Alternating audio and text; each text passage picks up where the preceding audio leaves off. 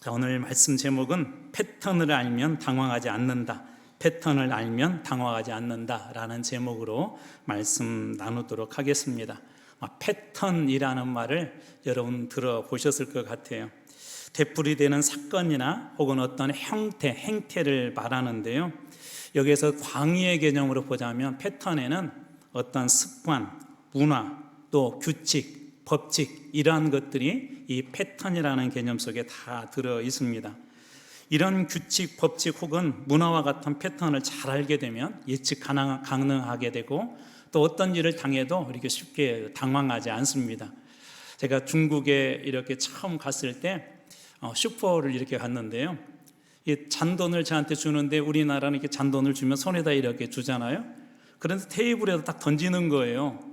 여러 가지 마음에서 이렇게 왔다 갔다 했어요. 제 마음속에서 나를 무시하는 건가? 외국인이라고 그래서 일부러 저러는 건가? 여러 가지 생각이 들었어요. 또 얼마 있다가 이제 다른 지역을 방문하게 될 그런 기회가 있어가지고 기차에 가서 기차표를 예매하려고 여권을 딱 내밀었는데 여권을 또 이렇게 던지더라고요, 저한테. 그래서 그때도 되게 기분이 나빴어요.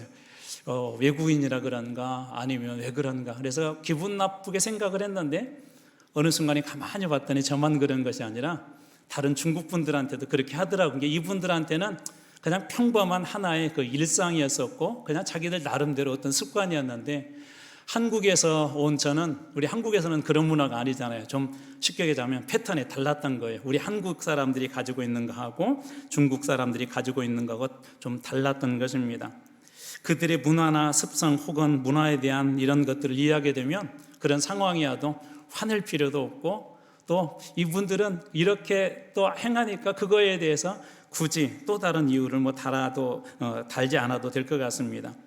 그것뿐만 아니라 우리 내면에도 나름대로 어떤 그 패턴들이 있어요. 사람들마다 어떤 일들이 벌어졌을 때 생각하는 어떤 패턴들, 프로세스들이 있다는 것이죠. 랜디 타란이라는 분이 쓴 책 중에 감정은 패턴이다라는 그런 책이 있는데요. 이 책의 내용입니다. 한번 잘 들어보십시오. 감정의 패턴을 인식하고 감정의 주도권을 잡으면 변화가 생긴다. 이게 패턴을 인식하고 그 감정이 어떻게 흐르는지 그 주도권을 갖게 되면 인생의 변화가 생긴대요. 내가 이 사실을 받아들인 다음부터 나 자신이 변하고 있음을 느꼈다. 나는 감정의 그늘까지 모두 소용하게 되었고 전보다 감정의 패턴을 더 잘 이해하게 되었다. 자기 자신의 감정의 패턴을 잘 이해했대요. 그러자 엄청난 변화가 일어났다. 감정의 패턴을 더 잘 이해하게 되자 자기 자신의 삶에 엄청난 변화가 일어났대요. 왜냐하면 일단 감정을 이해하고 나면 더 이상 예전과 똑같은 방식으로 감정에 휘둘리지 않기 때문이다. 감정의 패턴을 자기 자신 안에서 어떤 일정하게 있는 감정의 패턴을 이해하고 났더니 자신의 삶에도 엄청난 그런 변화가 일어났대요. 역사에도 이런 패턴들이 있죠. 그래서 우리 역사에 관한 이야기를 할 때 학자들은 역사를 알면 미래가 보인다라고 그렇게 종종 주장합니다. 고대 그리스 역사학자이자 필레폰네소스 전쟁사를 쓴 투키디데스는 이런 얘기를 했어요. 역사는 영원히 되풀이된다. 그러니까 과거 역사가 지금 그리고 앞으로도 되풀이된다는 거. 역사에는 그런 패턴이 있다는 것이죠. 로마사 논고를 쓴 니콜로 마키아벨리도 비슷한 얘기를 했는데 미래를 내다보고자 하는 자는 과거를 돌이킬지어다. 미래에 대해서 좋은 방향으로 혹은 건설적인 방향으로 나가고 싶은 사람들은 과거의 그 역사를 반드시 되돌아봐라는 거예요. 역사는 반복되기 때문에. 또 에스파냐 출신의 미국의 철학자인 조주 산타냐는 이런 얘기를 했어요. 역사를 기억하지 못한 자 그 역사를 다시 살게 될 것이다. 그래서 과거의 역사가 지금의 그리고 또 미래에 어떤 영향력을 미치는 그런 역사 안에도 패턴이 있다는 것이죠. 역사의 패턴을 이해하고 방향을 정하는 것이 미래를 결정하는 중요한 요소다라고 그렇게 이야기합니다. 우리 성경을 보면 사탄이 시험하는 그런 패턴들도 사실 비슷하죠. 거짓, 유혹, 분열, 낙담, 박해, 의심, 고발 혹은 왜곡을 하기도 합니다. 예수님의 그 말씀을 교묘하게 왜곡을 시켰죠. 교묘하게 왜곡을 해서 심지어 예수님까지도 그렇게 유혹하지 않습니까? 이렇게 이 사단이 인간을 시험하는데도 가만히 들여다보면 일정한 그런 패턴들이 있습니다. 이 패턴 알게 되면 사탄의 공격이나 유혹에도 당황스럽지 않게 대처할 수가 있을 것입니다. 아마 어렸을 때 여기 계신 분들도 그런 경험 있을 것 같은데, 예방주사라는 걸 우리 학교에서 이렇게 맞았어요. 그중에 불주사도 있었잖아요. 정확하게 제 기억이 맞는지는 모르겠는데 바늘이 여러 개 달린 그런 주사도 있었던 것 같아요. 그걸 맞을 때면 친구들의 반응이 다양했습니다. 어떤 친구들은 우는 친구도 있었고, 또 어떤 친구들은 살짝 거짓말을 얹습니다. 열이 나서 오늘 주사를 맞으면 안 되겠다고 하는 그런 아이도 있었고, 심지어 도망치는 그런 아이 친구들도 있었습니다. 어른이 되어서도 여전히 주사를 맞는 것이 조금 좀 두려운 것 같아요. 주사 앞에 맞으면 왜 이렇게 작아지는지 때로는 그런 생각이 들 때도 있습니다. 여전히 두렵고 무섭습니다. 그런데 맞아야 산다는 그런 생각들, 그리고 조금 고생은 하지만 잠시 동안의 그 고통을 참아내면 이 주사의 약효과가 훨씬 더 지금 내 병의 질병들을 빨리 낫게 한다는 그런 믿음 때문에 잠시 동안의 고통이지만 그것을 참아냅니다. 더는 도망가거나 피하지 않습니다. 그리고 주사를 맞고 좀 더 빠른 그런 회복을 기대하죠. 어떤 질병은 수술을 해야 하는 것도 있습니다. 역시 두렵고 떨리는 마음일 것입니다. 그리고 심지어 전신마취를 해서 아무런 의식도 없이 내 몸을 모두 다 맡겨야 되는 그런 사람들에게는 어쩌면 더 큰 두려움이 있을지도 모르겠습니다. 이런 상황에서 의사에 대한 믿음이 있어야 하고, 잠시 죽을 몸이지만, 잠시 죽어있는 그런 몸처럼 되어 있지만 의사에게 맡기고 또 수술 후에 좋아질 거라는 그런 소망이 있는 사람들은 두렵지만 수술 때 그리고 의사에게 자신의 몸을 맡길 수가 있습니다. 이런 일들이 계속적으로 병원 안에서, 좋은 병원 안에서 일어나고 있기 때문에 그 다음 환자는 그것을 믿고 자기의 몸을 거기에 맡기는 것입니다. 긴 수술 시간이 끝나고 나면 죽을 몸도 살아나고 두렵지만 좋은 결과를 얻을 수 있다는 그런 여러 가지 그동안에 있었던 그런 전례들, 또 그런 결과들을 알고 있기 때문에 내 몸을 잠시 동안 죽을 몸으로도 그렇게 맡기는 것입니다. 복음을 전하는 일도 지금까지 변하지 않는 그런 패턴들이 있는데요, 이것을 이해하게 되면 복음을 전하면서 만나게 되는 어려움 앞에서 좌절하거나 실망하지 않을 것입니다. 바울과 같은 탁월한 그런 전도자가 복음을 전할 때 어땠을까요? 정말 그는 막 담대하게 가서 복음을 전하고, 복음을 전할 때마다 많은 사람들이 살아나는 그런 일만 있었으면 좋겠는데 그렇지 않음을 보게 됩니다. 에베소서 6장 19절 말씀을 쉬운 성경으로 제가 읽어드리겠습니다. 또 나를 위해서도 기도해 주십시오. 말씀을 전할 때 두려움 없이 담대하게 복음의 비밀을 말할 수 있도록 나를 위해서 기도해 주십시오.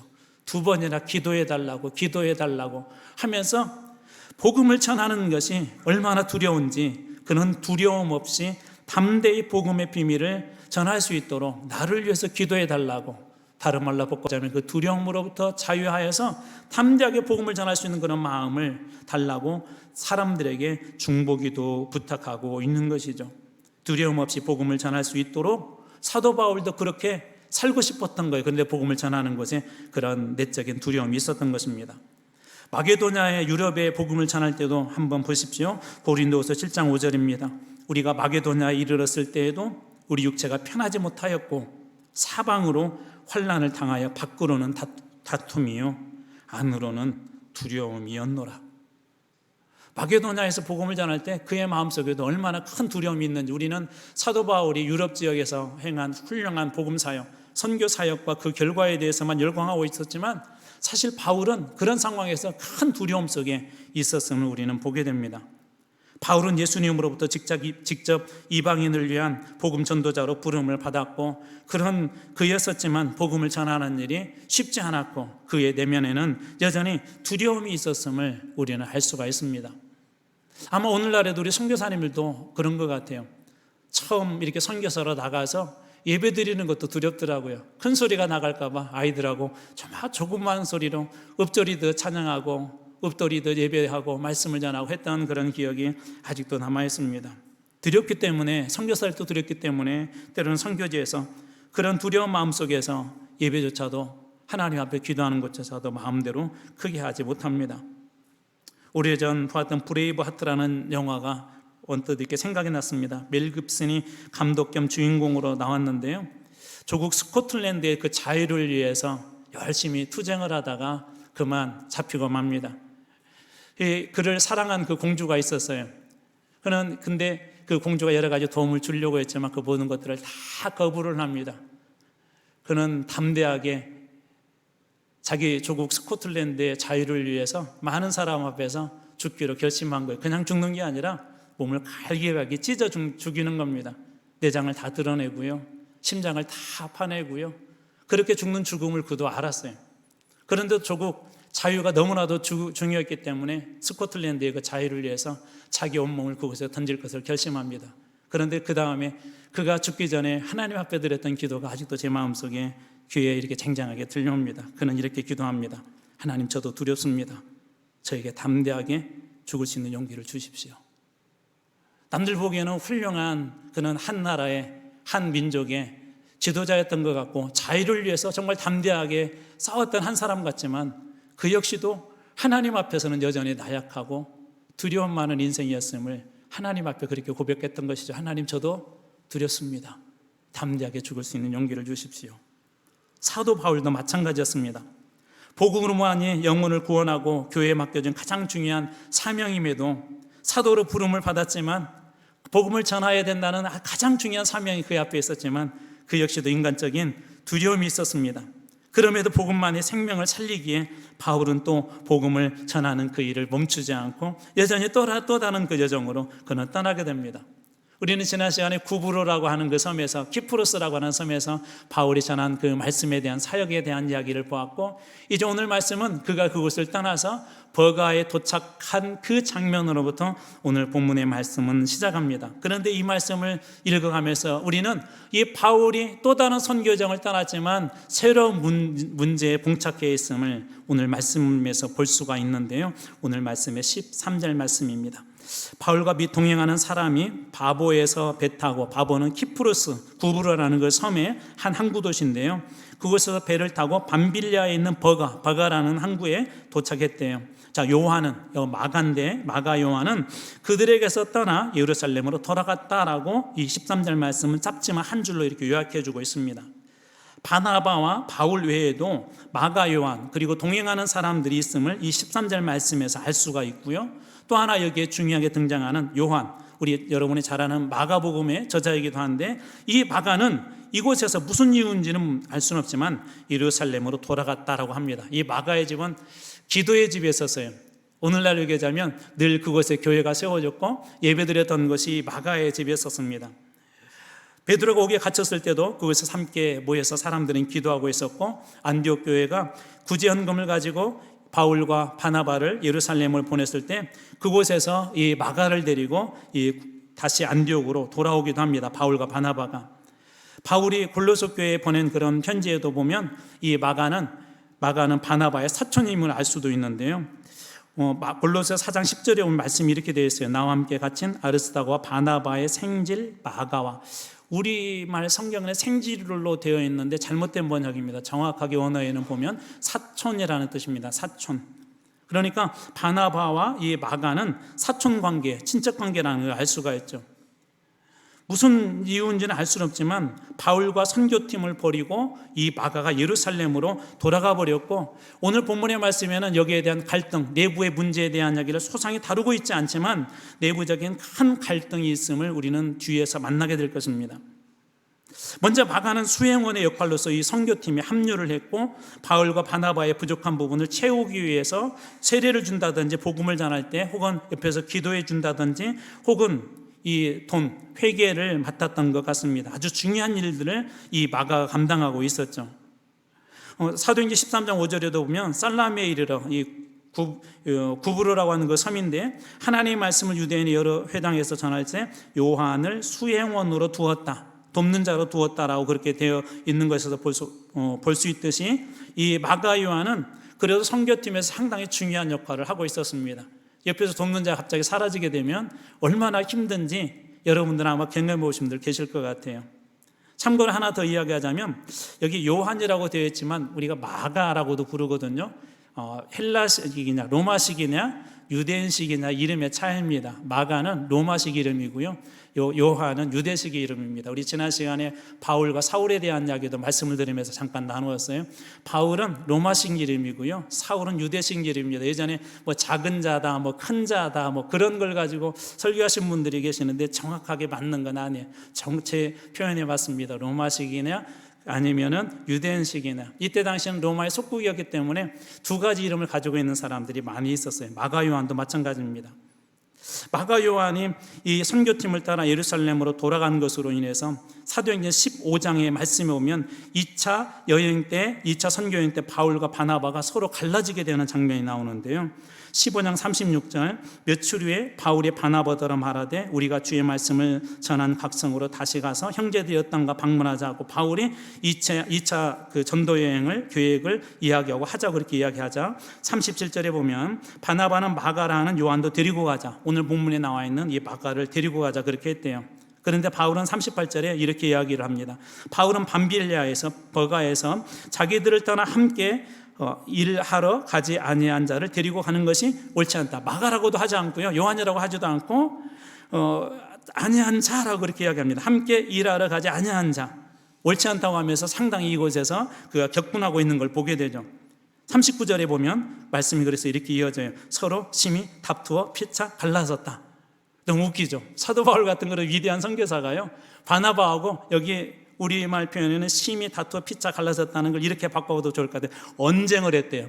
말싸움을 한 거예요. 말로 데리고 가야 된다, 데리고 가지 말아야 된다. 바울과 바나바 같은 이 두 사람이 그곳에서 심히 다투었다는 것입니다. 복음을 전하는 곳에는 이처럼 내부적인 그런 갈등들이 있어요. 우리 교회 안에도 있죠. 뭔가 중요한 결정을 하려고 할 때마다 어떤 분들은 하자, 어떤 분들은 하지 말자. 늘 그래서 여러분들이 기억해야 될 것들이 있어요. 복음을 전하는 곳에는 내부적인 갈등이 있다는 거예요. 이게 하나의 복음의 패턴입니다. 한국 교회 안에서도 이 선교사님들이 와서 처음에 선교를 할 때 그런 갈등이 있었어요. 조선의 최초의 의사이고 선교사인 분이 알렌이라고 하는 분인데 이분은 상당히 좀 그 탁월한 분이었습니다. 초기 선교사들은 대부분 어떤 분들이냐면 미국의 명문대 출신이었어요. 초기 선교사님들은 역시 별로 안 놀라시네요. 한 그 전 세계 명문대 정도 돼야 되나요? 우리나라에 그냥 막 서울대학교 같은데 막 연고대 그런 곳에서 나온 선교사님들이 많았고요. 박사 학위들을 대부분 다 가지고 계셨고요. 예를 들자면 알렌, 스크랜턴, 헤론 이런 분들은 의학 박사들이었었고, 미국에서도 그 대학교에서도 교수 경험이 있는 아주 탁월한 분들이었습니다. 이분들이 조선 최초의 서양식 병원인 그런 제중원에서 이렇게 의료 사역을 할 때 이 선교사님들이 많이 그곳에 계셨는데, 대표적인 그 두 사람이 방금 제가 소개했던 알렌과 헤론이라는 분이에요. 알렌은 온화하고 말수가 적었지만 화를 참지 못했대요. 좀 쉽게 좀 분을 내는 그런 분이었대요. 헤론은 유난히 똑똑하고 자존심이 강했답니다. 그런데 이 두 사람이 제중원에서 사역을 할 때 여러 번 갈등을 겪었대요. 두 사람만 몰래 하는 그런 갈등만 있는 게 아니라 사람들에게 막 다 드러날 정도로 그런 갈등이 그 안에 많이 있었다고 합니다. 한 번은 왕에게 초대를 받아서, 고종 황제에게 초대를 받아서 이제 궁에 들어갔는데, 알렌이라는 사람은 엄격한 사람이에요. 시간을 꼭 지키는 사람입니다. 예의를 갖춰야 된다 그렇게 생각하는 사람이고, 그래서 이 알렌은 시간을 맞추어서 예의를 갖추어서 이 고종을 만났는데, 헤론은 이 만나는 시간을 보통 이제 정하잖아요. 한 30분 정도 만날 겁니다. 근데 시간이 다 지나도 오지 않더래요. 그리고 고종 황제가 들어가고 난 뒤에서야 이 헤론이 등장했어요. 알렌 입장에서는 되게 화가 났겠죠. 예의를 중시 여기고 시간을 중요시 여기고 약속을 중요시 여기는데 그것을 어기고, 더군다나 한 나라의 고종 황제 최고 높은 분을 만나는데 그렇게 약속도 안 지켰으니 얼마나 화가 났겠습니까? 그래서 헤론과 그날 알렌은 심하게 다투게 됩니다. 예의를 중시하던 알렌은 화를 내고 말았고, 두 사람은 심하게 다투어서 갈등의 골이 점점 더 깊어지고 있었어요. 스크랜톤이라는 그런 선교사도 이 알렌과 갈등이 있었대요. 알렌이 보기 싫다고 나가서 다른 진료소를 차렸대요. 이게 선교사님들이거든요 지금. 근데 선교사님들 사이에서도 이런 일이 있었던 거예요. 이처럼 초기 한국 선교사들에게도 내부적인 그런 갈등들이 있었습니다. 알렌이 한 선교사에게 훗날 이런 부분에 대해서 이런 고백을 했대요. 한번 들어보십시오. 우리는 다들 잘해보려고 애썼습니다. 선한 일을 찾아서 헤맸고 충실하려고 애썼습니다. 그리고 한국에서 빛나는 일들을 많이 하였습니다. 그런데도 우리는 파쟁과 갈등에 때로 휘말리지 않을 수 없었습니다. 우리는 이 사실을 가슴 아프게 생각합니다.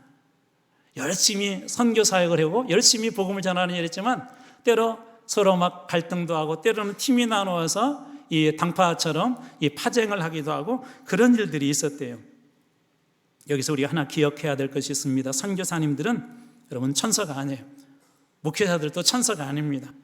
선교사로 살아가야 하기 때문에 어떻게 보면 사람들의 눈높이에 맞춰서 때로는 그 눈높이에 살아가려고 하는 그런 부담감도 있고, 선교사라는 영적 지위가 있기 때문에 늘 이 두 사이에서 부담감을 가지고 살았던 게 분명합니다. 저 역시도 그런 삶을 살았었습니다.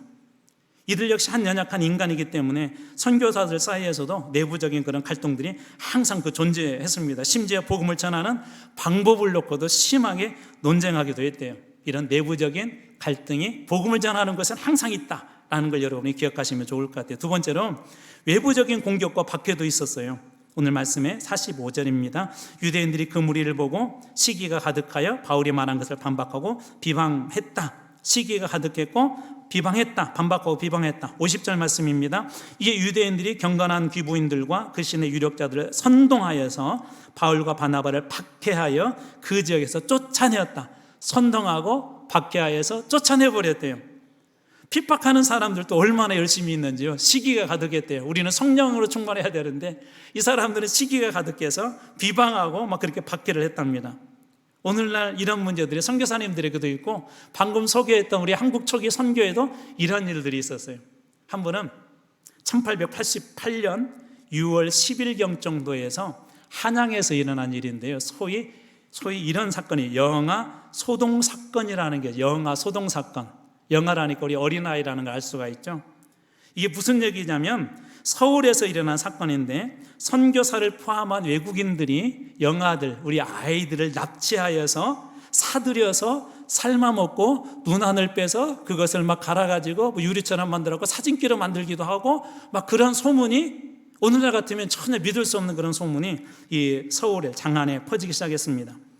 그러다 몇몇 격분한 민중들이 일어나기 시작했고, 무리를 지어서 외국인들이나 그들에게 고용된 한국인들을 위협하는 그 사건이 소위 영아 소동 사건입니다. 이 사건은 당시에 오늘날에도 우리 선교사님들이 선교제에 가면 학교들을 많이 세우잖아요. 신교, 부교, 우리 카톨릭이라든지 우리 개신교가 모두 선교의 한 방편으로 고아원이라든지 학교, 병원들을 이렇게 세워서 선교를 하고 있었는데, 시중에 가끔 오늘날에도 우리 어린아이들 잃어버린 경우들이 있죠. 아이를 찾습니다라고. 아이를 잃어버린 일들이 있었어요. 근데 못 찾았어요. 근데 이러한 오해를 결정적으로 받게 한 사건이 있었는데, 프랑스 공사관에서 돕고 있었던 오봉엽이라는 조선 청년이 있었어요. 이 청년이 거기에서 외국인들하고 같이 있었잖아요. 사람들한테 이렇게 얘기한 거예요. 외국인들이 어린아이의 고기를 먹고 어린아이의 피를 마시는 것을 내가 보았다. 사실은 소문이었었고 이게 유언비어였는데, 이 오봉엽의 이 이야기를 들은 사람들이 외국인들에 대하여 더 큰 불만을 가지기 시작했고, 이들을 특별히 외국인들을 갖다가 그동안 미워했던 사람들이 이 유언비어를 자꾸 달조해서 막 소리를 키우고 힘을 키우고, 그렇게 해서 외국인들을 아주 겁박하고 위협하는 그런 사건이 있었습니다. 다행히 일시적인 일로 끝났지만, 심지어 선교사들은 이 일로 공사관의 지시에 의해서 철수를 해야 되는 그런 상황까지, 그런 지경까지 이를 정도로 이 영아 소동 사건은 그때 당시에 대단한 그런 사건이었습니다. 외부로부터 다가오는 그런 교회의 위협이었었죠. 자, 그렇다면 제가 여러분들에게 이 복음을 전하는데 중요한 패턴 두 가지를 이야기해요. 첫 번째로는 내부적인 그런 갈등이 항상 있다는 거예요. 그다음에 두 번째, 외부로부터 오는 그런 위험이나 그런 협박들, 박해들이 늘 있다는 것입니다. 그게 비방일 수도 있고 비난일 수도 있다는 것입니다. 그래서 이 복음을 전하는 일이 때로는 어렵고 힘들기도 합니다. 예방주사를 맞으면 몸속에서 어떤 반응이 일어나죠? 우리는 이런 걸 기대하죠. 좀 힘들지만 몸 안에서 소위 좋은 균과 나쁜 균이 싸우고 당연한 현상으로 받아들이죠. 당연하게. 아픈 거 당연하게 받아들입니다. 반나절 혹은 하루 정도면 지나고 나면, 한 이틀 지나면, 적어도 한 3일 정도 지나게 되면 더 이상 그 증상들이 나타나요. 깨끗해지고 오히려 그 뒤에는 더 건강해질 것을 믿습니다. 우리 수술하면 당연히 힘들죠. 아프죠. 그러나 수술받고 나서 그 첫날 밤은 정말 고통스러울 정도로 괜히 수술을 받았나라고는 그런 생각이 들 때까지도 있지만, 분명한 건 뭐냐면 그 시간이 지나고 나면 수술 때문에 내 몸은 더 건강해질 것을 우리는 믿습니다. 마찬가지로 복음을 전하는데 늘 우리가 기억해야 될 것이 있어요. 내부 안에 갈등이 있고 외부적인 핍박이 늘 있다는 거예요. 분명한 거 한 가지 사실이 있어요. 이런 절망적인 패턴만 있는 것이 아니라 42절에 44절 말씀을 보십시오. 42절입니다. 그들이 나갈새 사람들이 청하되 다음 안식일에도 이 말씀을 하더라. 복음을 앵콜 받은 거예요. 말씀을 다음에도 전해달라고.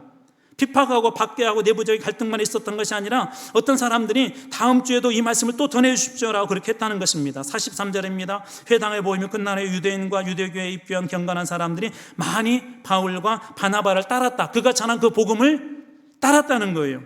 두 사도가 더불어 말하고 항상 하나님의 은혜 가운데 있으라 권하니라. 그리고 44절 보십시오. 그 다음 안식일에는 어느 정도 모였죠? 그 다음 안식일에는 온 시민이 거의 다 하나님의 말씀을 듣고자 모였다.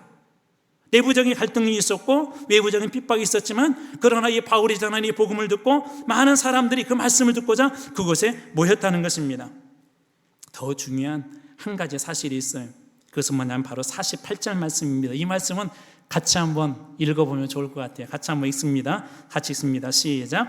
이방인들이 듣고 기뻐하여 하나님의 말씀을 찬송하며 영생을 주시기로 작정된 자는 다 믿더라. 누가 믿었다고? 영생을 주시기로 작정된 자는 다 믿더라. 작정된 자는 하나도 빠짐없이 다 믿는 놀라운 역사들이 이 복음의 현장에서 일어난 것입니다. 이렇게 한번 상상해 보면 좋을 것 같아요. 우리 119에 갑자기 전화가 오고 어디가 화재가 났다는 그런 이 전화가 옵니다. 그러면 본부에서 지령을 내리죠. 어디 현장으로 빨리 가십시오라고 그렇게 지령을 내리면 소방대원들은 그 지시에 따라서 그 현장으로 떠나게 됩니다. 출동하라는 그런 명령을 그냥 그대로 믿고 떠나는 것이죠. 힘들고 어렵지만 그곳에 가면 반드시 뭐가 있을까요?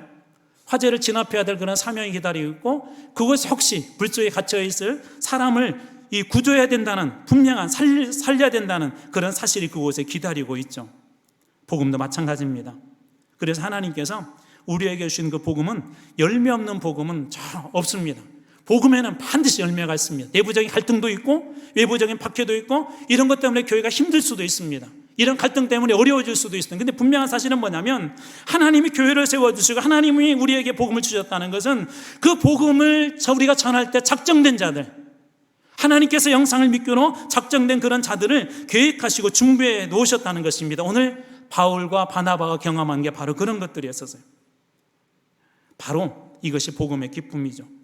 하나님께서는 이 모든 일들을 계획하시고 우리를 불러주시고 믿기로 작정한 자들을 위해서 하나님께서 그 현장에 우리로 하여금 복음을 들고 나가게 하신 것입니다. 이사야 14장 24절에도 이 하나님의 작정에 대해서 이렇게 이야기를 합니다. 만군의 여호와께서 맹세하여 이르시되 내가 생각한 것이 반드시 되며 내가 경영한 것을 반드시 이루리라. 내가 생각한 것, 내가 경영한 것을 반드시 이룰 것이다. 하나님이 생각하시고 하나님이 계획하신 우리 창세기부터 계시록까지 가장 큰 계획이 무엇이죠? 하나님의 가장 큰 생각이 무엇이죠? 하나님께서 모든 사람들을 구원하는 그런 일 아닙니까? 모든 영혼을 구원하는 그런 일 아닙니까? 그런 일들을 통하여서 우리 교회를 세워준 거 아닙니까?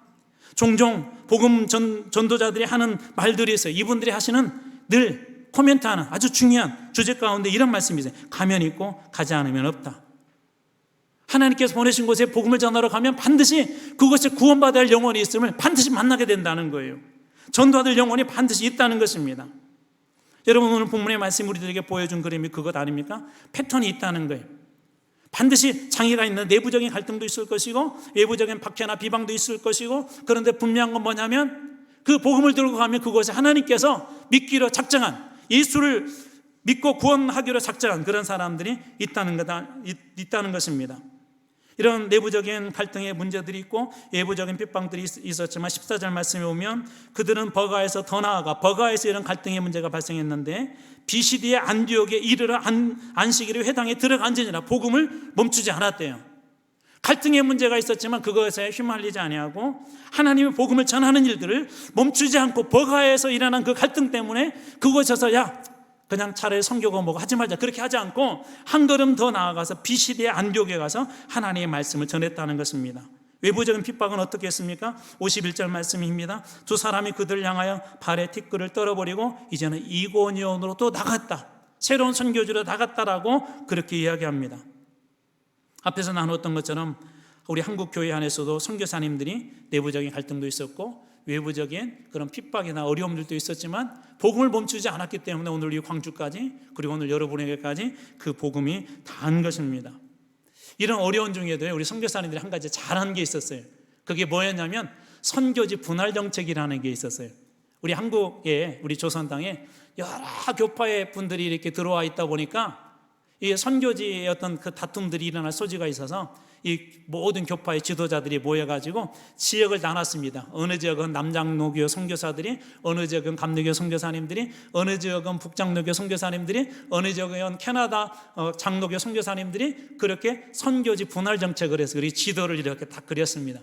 그리고 심지어 만주와 북만주 지역까지 우리 한인들이 있는, 그리고 블라디보스토크까지 그 지역까지 선교사님들이 이 선교의 지역을 세밀하게 나누어서 이 선교를 합니다. 어떤 상황이었다고요? 내부적인 갈등도 있었고 외부적인 박해도 있었지만 이 선교하는 일을 이 선교사님들이 멈추지 않았어요. 어떻게 하면 더 세밀하게 할 수 있을까? 지역별로 선교지 분할 정책이라는 것을 그들이 펼쳤던 것이죠. 이 선교사님들도 오늘 본문에 나오는 바울과 바나바처럼 멈추지 않고 복음을 전한 것입니다. 결국 우리 조선 민족 중에 사람들 중에 많은 믿는 사람들이, 이 작정된 자들이 믿고 돌아오는 그런 놀라운 일들이 일어나게 됩니다. 오늘 본문에서 우리는 17절에 41절까지는 사도 바울이 이 구약의 이야기로부터 예수 그리스도까지 복음에 대한 그런 이야기를 하는데, 이런 상황에서도 사도 바울 역시도 말씀을 전하는 것을 멈추지 않았습니다. 그리고 결국 작정된 자들이 돌아왔죠. 그리고 그 지역은 어떻게 됐습니까? 오늘 말씀의 49절입니다. 주의 말씀이 그 지방에 두루 퍼졌다. 왜 퍼졌다고요? 작정된 자들이 있었고 믿고 복음을 전했기 때문에 그 지역에 복음이 두루 퍼진 것입니다. 그뿐만 아닙니다. 52절 말씀을 보십시오. 제자들은, 여기서 제자들은 바울과 바나바를 이야기하는 것이 아니라 비시디아 안디옥 교회에서 예수를 믿게 된 사람들을 이야기합니다. 이 사람들은 지금 무엇을 봤죠? 예수를 믿는다는 이유로 바울과 바나바가 핍박을 받게 되고 쫓겨나게 되고 막 선동을 당하고, 그리고 그것 때문에 어려운 일들을 겪고 그런 걸 보았는데도 이 비시디의 안디옥 지역에 있는 성도들은, 예수를 믿기로 작정한 사람들은 무엇이 충만했대요? 기쁨과 성령이 충만했대요. 우리 한국 교회가 요즘 많이 좀 침체되어 있는 것 같습니다. 우리 젊은이들 볼 때마다 좀 많이 안쓰럽습니다.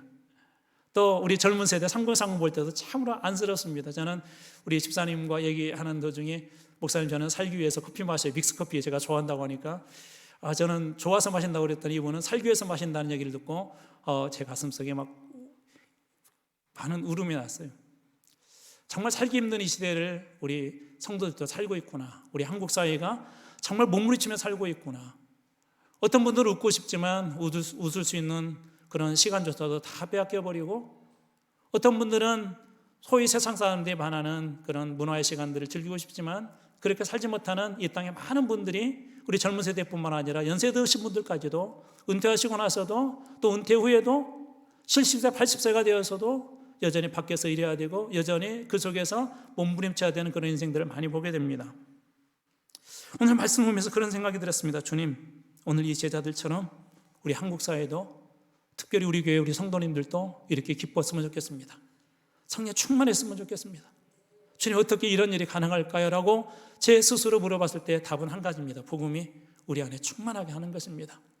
저는 여러분 안에 채워진 그 복음 때문에 힘들고 어렵지만 다시 한번 여러분들 안에 웃음이 회복되어지고 기쁨이 회복되어지고, 또 우리가 전하는 이 복음 때문에 그 지역과 그 도성이 기쁨과 성령으로 충만한 것처럼 오늘 여러분 때문에, 우리 광주 한마음교회 성도들 때문에 우리 광주 지역에도 이 기쁨이, 우리 대한민국에도 이 기쁨이 다시 회복되기를 주님의 이름으로 소망합니다. 복음을 전하는 일 정말 힘들고 어려울 것입니다. 그러나 여러분이 전한 그 복음의 현장에 반드시 내 복음의 입술이 어눌하게 보이고 부족하게 보여도 여러분이 전한 그 복음 때문에 누군가가 예수 그리스도를 믿고 돌아오게 될 작정된 사람이 있다는 걸 여러분 믿으십시오. 그리고 그 사람에게도 오늘 읽었던 52절 말씀처럼 그때 주님께서 기쁨과 성령이 충만하도록 채우실 줄로 믿습니다. 이 복음의 능력을 소유하고 이 복음의 기쁨을 나누는 여러분들 다 되시길 주님으로 축원합니다.